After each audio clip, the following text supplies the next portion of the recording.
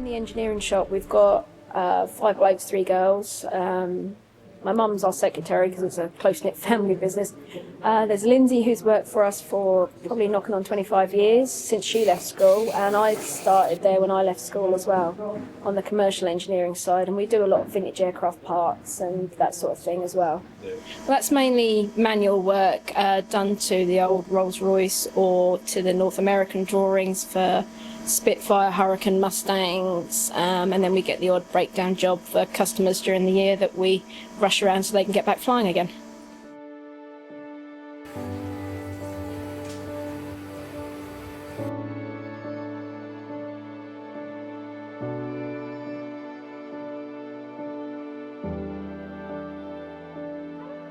Well, there was always an aeroplane project in the hangar in the garden, so I would spend a lot of time out there with him.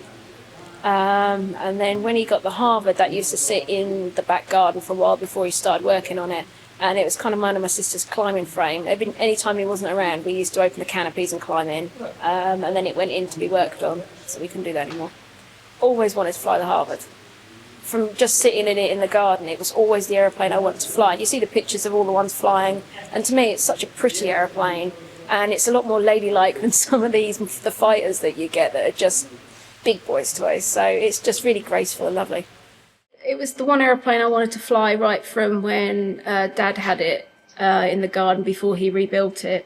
Me and my sister used it as our climbing frame, but it was always the one aeroplane I really wanted to fly. The Harvard is an AT-6, which stands for Advanced Trainer.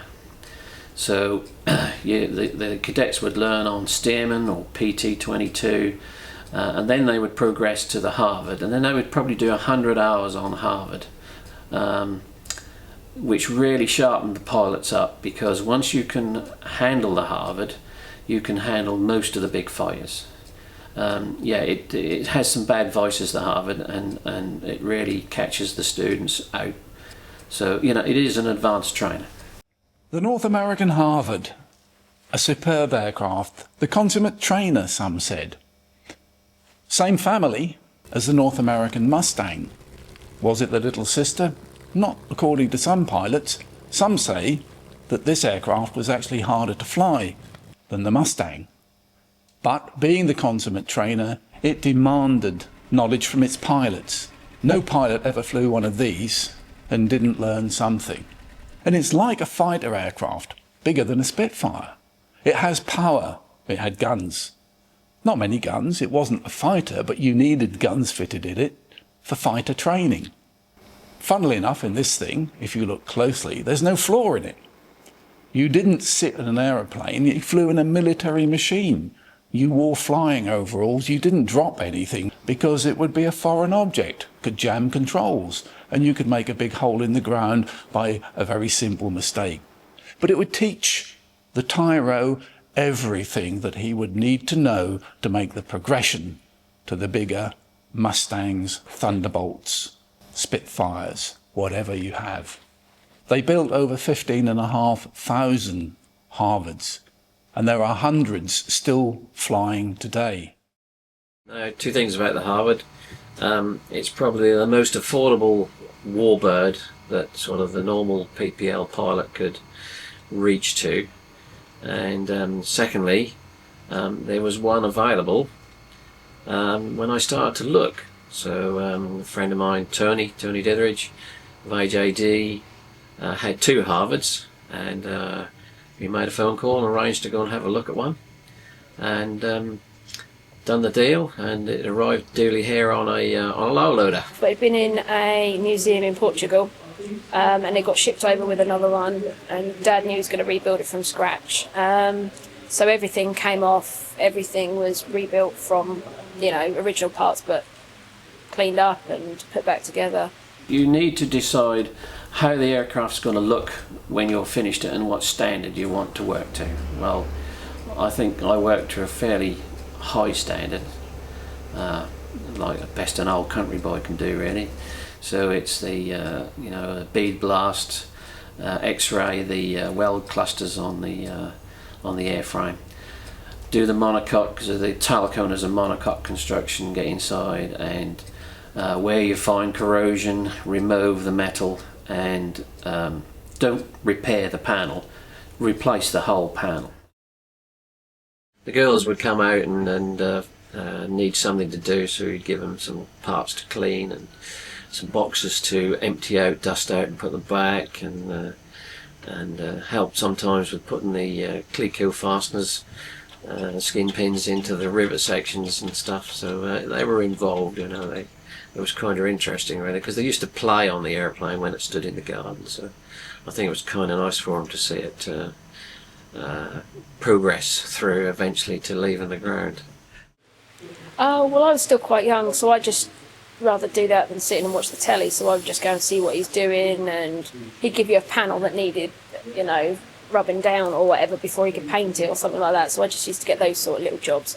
Or he'd have an assortment of nuts and bolts and they needed to be all cleaned. That would be my sort of job. But there's quite a lot of Harvards flying, so there's a lot of Harvard spares around, so you can pick up the phone and generally get anything delivered. And being North American, you can just unbolt one off one aeroplane, bolt it straight onto the other aeroplane. Just work through really. Start with the fuselage, tail cone, and then you can do tail plane, elevators and rudder fabric covered on the Harvard. So I already gained fabric experience and knowledge from the Skybolt, which was a fabric airplane. You need to have a knowledge of making jigs and fixtures to hold key components if you're going to dismantle them and replace the skins and stringers and spars and stuff like that. So made all those and put them in the jigs, the various parts and centre sections and stuff, and dismantled, remetaled, riveted it together, learning rivet skills and stuff as we went along. But I remember spending evenings out in the hangar, helping him with the riveting, holding the bucking bar as he was riveting the other side and tightening all the wing bolts up and things like that. Yeah, we had several engine runs in the garden here, and then it was a question of slowly pulling the aircraft through into the car park, loading it on a low loader, and then taking it with the police escort to Crowfield. Once at Crowfield, we then assembled the whole airplane.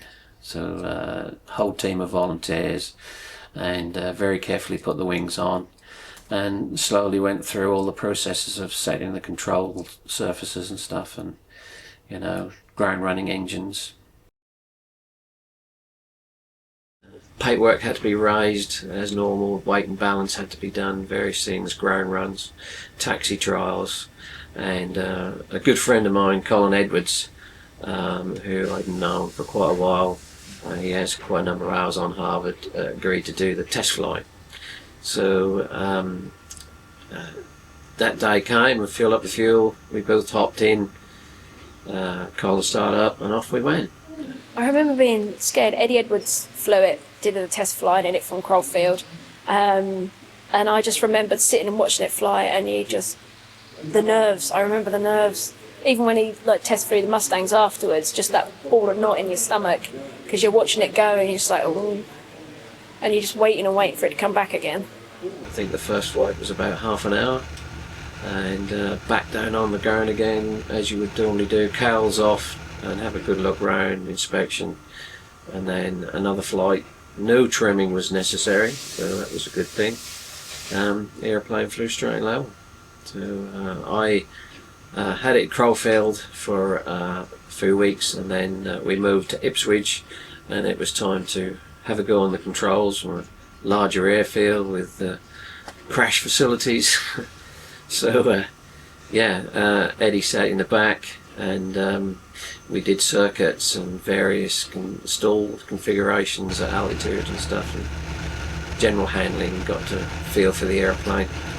And then eventually he said, I'm getting out. So he got out, and going through your mind that you sit on the end of the runway and think, well, here goes nothing. So open the throttle, just do everything that you've been taught to, and you've constructed the airplane. So if you have an in-flight issue, the chances are very good that you would know and understand what the problem is.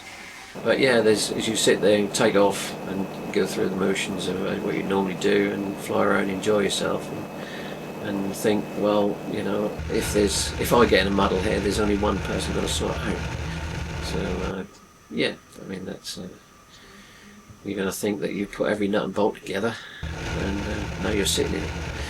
So flew around and came back again, and I'm still here. I was probably the odd one out in my class because every weekend all my friends would go out together and that, but I just, 10 o'clock on a Saturday morning, got in the car with Dad, went to the airfield and come home at 9 o'clock at night and did the same on Sunday.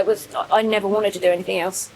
So, and for the first few years of the Harvard flying, I don't think many other people flew in it. I think pretty much everywhere Dad went, I went. After I'd done the Harvard, there was just so many parts in the Harvard, like, for instance, the spray booth, you spray maybe 50 components.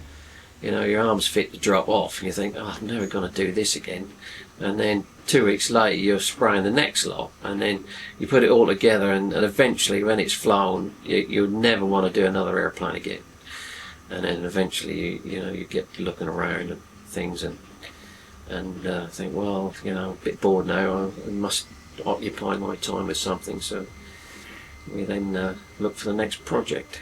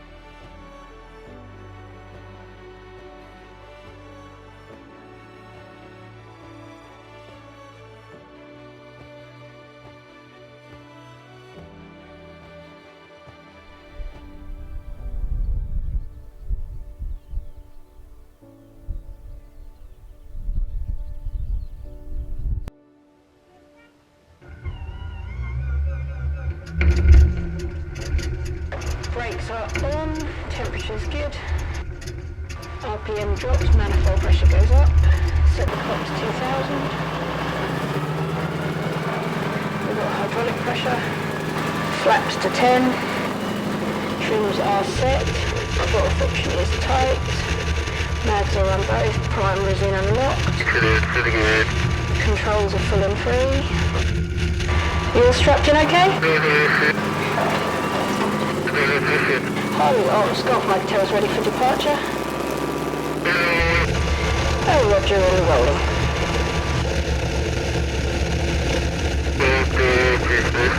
Temperatures and pressures are good.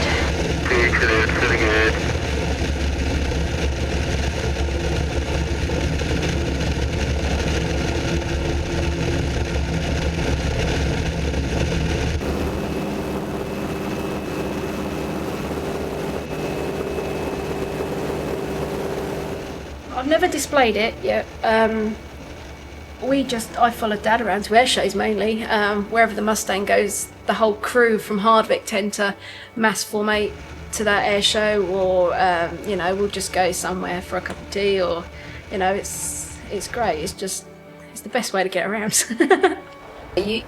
You just enjoy the day that you're flying on. Obviously you're keeping an eye on the aeroplane itself, but once it's all trimmed out on a nice day, it just sits there, flies itself, so you can have a look around, keep an eye out for other aeroplanes, and just enjoy it. It's just lovely.